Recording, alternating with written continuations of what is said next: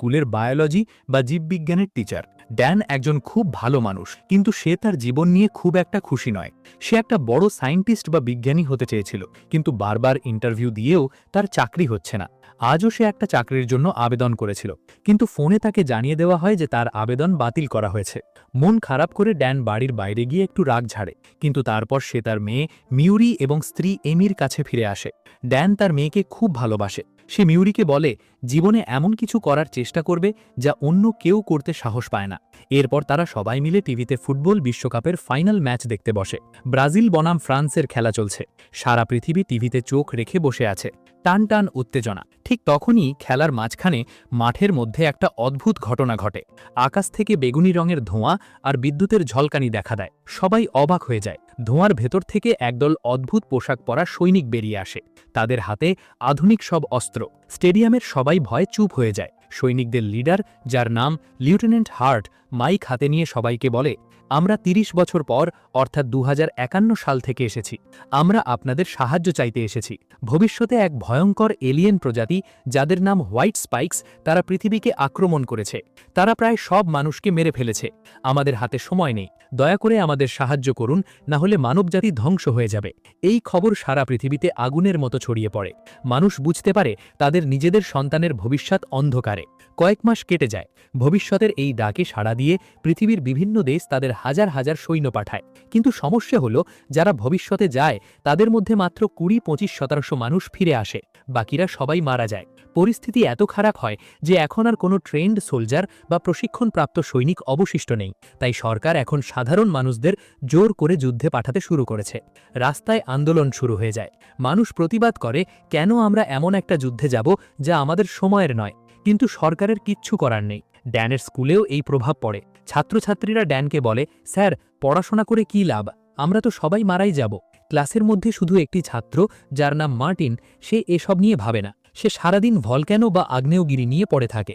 ঠিক সেই সময়ই ড্যানের ফোনে একটা মেসেজ আসে, আর এই মেসেজটাই ড্যানের জীবন পাল্টে দেয়। তাকে ড্রাফট করা হয়েছে, অর্থাৎ তাকে এখন বাধ্যতামূলকভাবে যুদ্ধে যেতে হবে। ড্যান মিলিটারি বেসে যায়। সেখানে তার হাতে একটা অদ্ভুত মেটাল ডিভাইস পরিয়ে দেওয়া হয়। এই যন্ত্রটি তার শরীরের সাথে এমনভাবে গেঁথে যায় যে চাইলেও খোলা সম্ভব নয়। অফিসাররা জানায়, তোমাকে ৭ দিনের জন্য ভবিষ্যতে পাঠানো হবে। যদি তুমি ৭ দিন বেঁচে থাকতে পারো, তবে এই যন্ত্রটি তোমাকে অটোমেটিক বর্তমানে ফিরিয়ে আনবে। কিন্তু একটা ভয়ের কথা হলো, পরীক্ষায় দেখা গেছে ড্যান আগামী ৭ বছরের মধ্যেই মারা যাবে। তাই তাকে ভবিষ্যতে পাঠানো হচ্ছে, কারণ ফিউচারে তার অস্তিত্ব নেই। ড্যান এই কথা শুনে অবাক হয়। সে বাড়ি ফিরে তার স্ত্রী এমিকে সব জানায়। এমি কান্না করে বলে, চলো আমরা পালিয়ে যাই। এমি চায় না ড্যান যুদ্ধে যাক। ড্যান বোঝায় যে পালানো সম্ভব নয়, কারণ হাতের ওই যন্ত্র দিয়ে সরকার তাকে খুঁজে বের করবেই। তখন এমি বলে, তাহলে তোমার বাবার কাছে যাও, তিনি তো মেকানিক্যাল জিনিসে এক্সপার্ট, হয়তো তিনি এটা খুলে দিতে পারবেন। ড্যানের বাবা জেমস একজন ভিয়েতনাম যুদ্ধের অভিজ্ঞ সৈনিক ছিলেন, কিন্তু তিনি ছোটবেলায় ড্যানকে ছেড়ে চলে গিয়েছিলেন। তাই ড্যানের সাথে তার বাবার সম্পর্ক ভালো নয়। কিন্তু পরিবারের কথা ভেবে ড্যান তার বাবার সাথে দেখা করতে যায়। জেমস এখন একা থাকে। সরকারের বিরুদ্ধে সে সব সময় কথা বলে। ড্যান তার বাবার কাছে সাহায্য চায়, কিন্তু তাদের মধ্যে পুরনো রাগারাগি শুরু হয়। জেমস মনে করে ড্যান হয়তো তাকে সরকারের কাছে ধরিয়ে দিতে এসেছে। শেষমেশ ঝগড়া করে ড্যান সেখান থেকে চলে আসে। যন্ত্রটা তার হাতেই থেকে যায়। পরের দিন ড্যান ট্রেনিং সেন্টারে যায়। সেখানে তার পরিচয় হয় আরও কিছু সাধারণ মানুষের সাথে। এদের মধ্যে একজন হলো চার্লি, যে একজন বিজ্ঞানী এবং খুব ভীতু প্রকৃতির মানুষ। আরেকজন হলো ডোরিয়ান, যে খুব সাহসী এবং এর আগেও ২বার ভবিষ্যতে গিয়ে যুদ্ধ করে ফিরে এসেছে। ডোরিয়ান এই নিয়ে ৩বার ভবিষ্যতে যাচ্ছে যুদ্ধ করতে। তাদেরকে খুব সামান্য ট্রেনিং দেওয়া হয়, কিভাবে গুলি চালাতে হয়, ফার্স্ট এইড দিতে হয়। এরপর তাদেরকে টাইম ট্রাভেল সম্পর্কে বোঝানো হয়। অফিসাররা বলে, টাইম ট্রাভেল হলো একটা নদীর মতো। আমরা শুধু দুটো নির্দিষ্ট পয়েন্টের মধ্যে যাতায়াত করতে পারি, ২০২২ এবং ২০৫১। এর মাঝখানে কোথাও থামা যাবে না। হঠাৎ অ্যালার্ম বেজে ওঠে। তাদের জানানো হয় এখনই যেতে হবে। ট্রেনিং শেষ করারও সময় নেই। ফিউচার থেকে জরুরি সংকেত এসেছে। সবাই ভয়ে কাঁপতে কাঁপতে টাইম মেশিনের পরে দাঁড়ায়। সেই অদ্ভুত ধোঁয়া আবার তাদের ঘিরে ধরে। চোখের পলকে তারা পৃথিবী থেকে গায়েব হয়ে যায়। কিন্তু এখানে একটা গন্ডগোল হয়। তাদের নামার কথা ছিল মায়ামি বিচের উপর নিরাপদ জায়গায়, কিন্তু কোঅর্ডিনেট ভুল হওয়ার কারণে তারা মায়ামি শহরের আকাশ থেকে সোজা নিচে পড়তে শুরু করে। এটা একটা ভয়ঙ্কর দৃশ্য। অনেক মানুষ বিল্ডিংয়ের ছাদে পড়ে সাথে সাথে মারা যায়। ড্যান এবং বাকিরা ভাগ্যক্রমে একটা বিল্ডিংয়ের ছাদের সুইমিং পুলে পড়ে এবং প্রাণে বেঁচে যায়। পানির ওপর উঠে তারা যা দেখে তাতে তাদের রক্ত হিম হয়ে যায়। সুন্দর মায়ামি শহর এখন ধ্বংসস্তূপ, চারদিকে আগুন, ধোঁয়া আর ধ্বংসলীলা। বিল্ডিংগুলো ভেঙে পড়েছে, জনমানবহীন এক ভুতুরে শহর। রেডিওতে কমান্ড আসে, তোমাদের এক্ষুনি একটি ল্যাবরেটরিতে যেতে হবে এবং সেখানে আটকা পড়া রিসার্চ টিমকে উদ্ধার করতে হবে। যেহেতু ড্যানের যুদ্ধের অভিজ্ঞতা আছে, তাই তাকে এই টিমের লিডার বানিয়ে দেওয়া হয়। ড্যান তার টিম নিয়ে সাবধানে এগোতে থাকে। চারদিকে শুধুই মৃত্যু। তারা ল্যাবের ভেতরে ঢোকে, সেখানে তারা একটি মৃত এলিয়েন দেখতে পায়। ডোরিয়ান সেই এলিয়েনের একটা নখ ভেঙে নিজের কাছে রাখে ট্রফি হিসেবে। তারা ল্যাবের ভেতরে গিয়ে দেখে রিসার্চ টিমে সবাই মারা গেছে, তাদের লাশগুলো ঝুলে আছে। আসলে মানুষই হলো হোয়াইট স্পাইকদের খাবার, তাই তাদের এখানে ঝুলিয়ে রেখে গেছে, পরে এসে নিয়ে যাবে। রেডিওতে কর্নেল নির্দেশ দেন, ওদের হার্ড ড্রাইভ আর রিসার্চ ডেটাগুলো নিয়ে জলদি বেরিয়ে এসো, ওই এলাকা বোম্বিং করে উড়িয়ে দেওয়া হবে। তারা দ্রুত সব ডেটা সংগ্রহ করে নিচে নামতে শুরু করে। সিঁড়ি দিয়ে নামার সময় হঠাৎ তারা একটা অদ্ভুত শব্দ শুনতে পায় এবং তখনই তারা প্রথমবারের মতো জীবন্ত হোয়াইট স্পাইক এলিয়েনকে দেখতে পায়। এই প্রাণীগুলো দেখতে কি যে ভয়ানক। সাদা রঙের শরীর, দ্রুত গতিতে চলে, আর তাদের শরীর থেকে ধারালো স্পাইক বা কাঁটা ছুঁড়ে মারে। এলিয়েনটা তার লেজ থেকে স্পাইক ছুঁড়ে একজনকে মেরে ফেলে। শুরু হয় গোলাগুলি, কিন্তু সাধারণ বুলেটে এই এলিয়েনদের কিছুই হয় না, তাদের চামড়া অনেক মোটা। ড্যান তার টিম নিয়ে পালানোর চেষ্টা করে। সিঁড়ি দিয়ে নামার সময় একের পর এক এলিয়েন তাদের আক্রমণ করে, অনেকেই মারা যায়। ড্যান তার বন্দুক দিয়ে গুলি করে কাজ না হওয়ায় একটা কুরুল নিয়ে এলিয়েনের ওপর ঝাঁপিয়ে পড়ে, কিন্তু তাতেও কাজ হয় না। ঠিক সময় ডোরিয়ান এসে তার বিশাল বন্দুক দিয়ে এলিয়েনটাকে উড়িয়ে দেয় এবং সবাইকে জানায় এদের ঘাড় আর পেটে গুলি করতে হবে, ওটাই ওদের দুর্বল জায়গা। তারা কোনো মতে ল্যাব থেকে বেরিয়ে রাস্তায় আসে। উদ্ধারকারী হামভি আসার কথা ছিল, কিন্তু এলিয়েনরা সেটাকে উল্টে ফেলে দেয়। এখন তাদের বাঁচার একটাই উপায়, লড়াই করা। চার দিক থেকে শত শত এলিয়েন তাদের ঘিরে ধরে, মনে হচ্ছে এটাই তাদের শেষ মুহূর্ত। ঠিক তখন আকাশ থেকে ফাইটার জেট আসে এবং বম্বিং শুরু করে। এলিয়েনরা মারা যায়, ড্যান আর তার কিছু সঙ্গী বেঁচে যায়। জ্ঞান ফেরার পর ড্যান নিজেকে ডমিনিকান রিপাবলিকের একটি মিলিটারি বেসে আবিষ্কার করে। সে ডোরিয়ানকে খুঁজে পায়।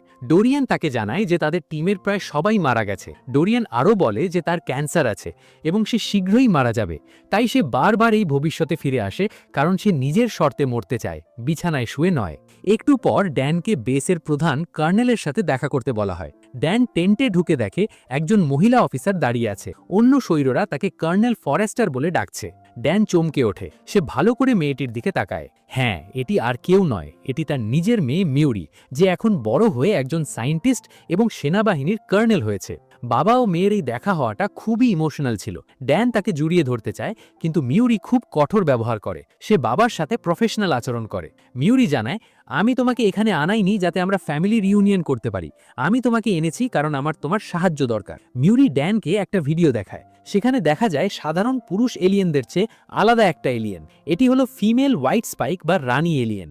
রানী মাটির নিচে থাকে এবং খুব কম বেরোয়। পুরুষ এলিয়েনরা এই রানীকে রক্ষা করার জন্য নিজের জীবন দিয়ে দেয়। মিউরি ব্যাখ্যা করে, আমি একটা টক্সিন বা বিষ তৈরি করেছি যা পুরুষ এলিয়েনদের মেরে ফেলতে পারে, কিন্তু এই বিষ রানীর ওপর কাজ করে না। আমাদের এখন জীবন্ত রানী এলিয়েনকে ধরতে হবে, যাতে আমি তার ওপর পরীক্ষা করে আরও শক্তিশালী বিষ তৈরি করতে পারি। আর যদি আমরা রানীকে মেরে ফেলতে পারি, তাহলেই এদের বংশবৃদ্ধি থামানো যাবে। একটি স্পেশাল টিম তৈরি করা হয়, যেখানে ড্যান আর মিউরি দুজনেই থাকে। তারা হেলিকপ্টারে করে রানীর ডেরায় যায়। যাওয়ার পথে মিউরি ড্যানকে আসল সত্যটা বলে। সে বলে, বাবা, তুমি জানো না আমাদের সাথে কি হয়েছিল। তুমি যখন যুদ্ধ থেকে ফিরে এসেছিলে, তুমি ডিপ্রেশনে চলে গিয়েছিলে, তুমি আমাদের ছেড়ে চলে গিয়েছিলে এবং আমাদের পরিবার ভেঙে গিয়েছিল। আমি যখন 16 বছরের ছিলাম, তুমি একটা গাড়ি অ্যাক্সিডেন্টে মারা গিয়েছিলে, তাই আজ তোমাকে দেখে আমার কষ্ট হচ্ছে। ড্যান এই কথা শুনে ভেঙে পড়ে। সে বিশ্বাস করতে পারে না যে ভবিষ্যতে সে এমন কাজ করবে। সে প্রতিজ্ঞা করে যে সে সবকিছু ঠিক করবে। তারা রানীর গুহায় পৌঁছায়, সেখানে অনেক পুরুষ এলিয়েন পাহারা দিচ্ছে। শুরু হয় এক তুমুল লড়াই।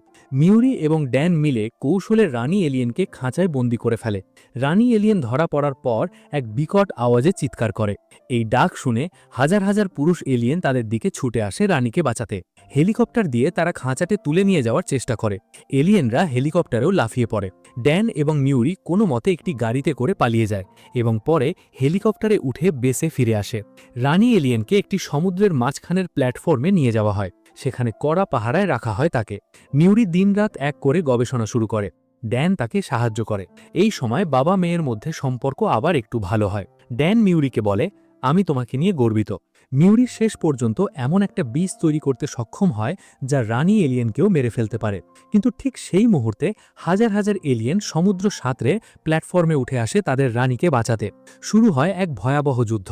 সৈন্যরা একে একে মারা যেতে থাকে। মিউরি ড্যানকে বলে, বাবা, এই বিষের বোতল নিয়ে তুমি অতীতে ফিরে যাও। এখানে আমাদের বাঁচার আর কোনো আশা নেই। তুমি অতীতে গিয়ে এই বিষ তৈরি করবে এবং যুদ্ধ শুরু হওয়ার আগেই এদের মেরে ফেলবে। ড্যান মেয়েকে ছেড়ে যেতে চায় না, কিন্তু মিউরি জোর করে। ইতিমধ্যে রানী এলিয়েন ছাড়া পেয়ে যায় এবং মিউরিকে আক্রমণ করে। ড্যান মেয়েকে বাঁচাতে যায়, কিন্তু টাইম মেশিনের সময় হয়ে যায়। চোখের সামনে ড্যান দেখে তার মেয়ে এলিয়েনের হাতে মারা যাচ্ছে, আর ঠিক তখনই সে বর্তমানে 2022 সালে ফিরে আসে। তার হাতে সেই বিষের ভায়াল, কিন্তু সে মানসিকভাবে বিধ্বস্ত। সে জানে তার মেয়ে ভবিষ্যতে মারা গেছে। সে জানতে পারে যে ফিউচারের সাথে লিঙ্ক বিচ্ছিন্ন হয়ে গেছে, অর্থাৎ তারা আর ভবিষ্যতে যেতে পারবে না। সবাই হাল ছেড়ে দেয়, মনে করে পৃথিবী ধ্বংস নিশ্চিত। কিন্তু ড্যান হাল ছাড়ে না। সে তার স্ত্রী এমিকে সব বলে।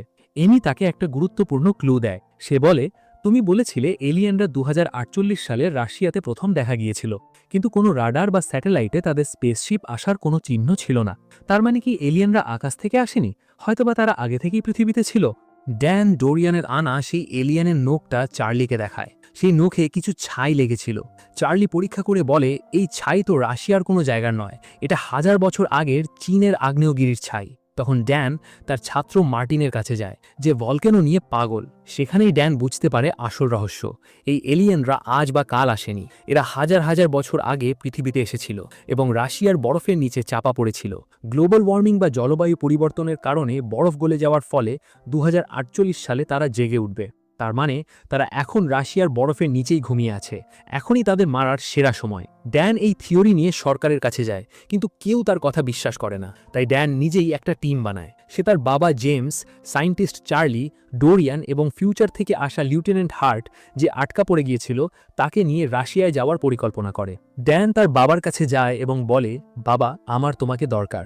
আমি জানি আমি ভবিষ্যতে তোমাকে ছেড়ে চলে গিয়েছিলাম, কিন্তু আমি সেটা বদলাতে চাই। চলো পৃথিবীকে বাঁচাই।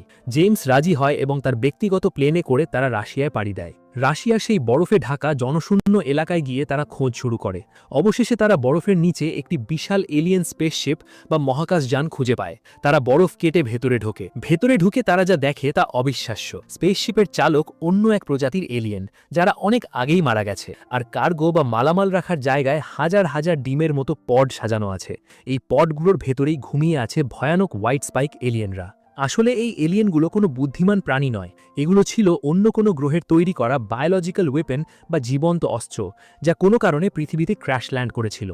ড্যান এবং তার দল সিদ্ধান্ত নেয় যে তারা সব এলিয়েনকে ঘুমের মধ্যেই মেরে ফেলবে। তারা মিউরির তৈরি করা বিষ পডগুলোর মধ্যে ইনজেক্ট করতে শুরু করে। বিষের প্রভাবে এলিয়েনরা মারা যেতে থাকে, কিন্তু তাদের চিৎকার শুনে বাকি এলিয়েনরা জেগে ওঠে। শুরু হয় এক ভয়ঙ্কর লড়াই। স্পেসশিপের ভেতরে ডজন ডজন এলিয়েন জেগে উঠে আক্রমণ করে। তারা বুঝতে পারে পুরো স্পেসশিপটা উড়িয়ে দেওয়া ছাড়া উপায় নেই। ডোরিয়ান, যার ক্যান্সার ছিল এবং যে বীরের মৃত্যু চেয়েছিল, সে বলে, তোমরা পালাও, আমি এখানে বোমা ফিট করে সব উড়িয়ে দেব। ড্যান, তার বাবা এবং চার্লি বাইরে বেরিয়ে আসে। ডোরিয়ান বোমার সুইচ টিপে দেয়। বিশাল বিস্ফোরণে পুরো পাহাড় কেঁপে ওঠে। স্পেসশিপ এবং হাজার হাজার এলিয়েন আগুনের লেলিহান শিখায় ভস্ম হয়ে যায়। সবাই যখন ভাবছে বিপদ কেটে গেছে, ঠিক তখনই বরফের নিচ থেকে বেরিয়ে আসে সেই বিশাল রানী এলিয়েন। সে বিস্ফোরণ থেকে বেঁচে গেছে। রানী এলিয়েনটি এখন আরও ক্ষিপ্ত। শুরু হয় বরফের ওপর শেষ যুদ্ধ। একদিকে ড্যান আর তার বাবা জেমস, অন্যদিকে বিশাল শক্তিশালী রানী এলিয়েন। চার্লি স্নাইপার দিয়ে গুলি করতে থাকে। জেমস কুড়াল নিয়ে আক্রমণ করে। রানী এলিয়েন ড্যানকে প্রায় মেরেই ফেলছিল। ড্যান তার মেয়ের কথা মনে করে। সে জানে তাকে জিততেই হবে। জেমস নিজের জীবন বাজি রেখে এলিয়েনটার দৃষ্টি আকর্ষণ করে। এই সুযোগে ড্যান এলিয়েনটার পিঠে চড়ে গলা কেটে দেয় এবং তার মুখের মধ্যে সেই বিষের শেষ ভায়ালটা ঢুকিয়ে দেয়। তারপর তাকে লাথি মেরে পাহাড়ের খাদে ফেলে দেয়। রানী এলিয়েন নিচে পড়ে ছটফট করতে করতে মারা যায়। অবশেষে মানবজাতির সবচেয়ে বড় শত্রু শেষ হল। ড্যান এবং তার বাবা জেমস বরফের ওপর শুয়ে হাফ ছাড়ে। বাবা ও ছেলের সম্পর্ক আবার ঠিক হয়ে যায়। তারা পৃথিবীকে বাঁচিয়েছে, কিন্তু কেউ জানবে না তাদের এই গোপন মিশনের কথা। ড্যান বাড়ি ফিরে আসে। সে তার স্ত্রী ও মেয়েকে জড়িয়ে ধরে। এবার আর সে তার পরিবারকে ছেড়ে যাবে না। সে তার বাবাকে নিয়ে আসে এবং তার নাতনির সাথে পরিচয় করিয়ে দেয়। মুভির শেষে আমরা ড্যানের ভয়েস ওভার শুনতে পাই। আমার মেয়ে আমাকে বলেছিল আমি নাকি তাকে ছেড়ে গিয়েছিলাম, কিন্তু আমি আমার ভবিষ্যৎ বদলে দিয়েছি। আমি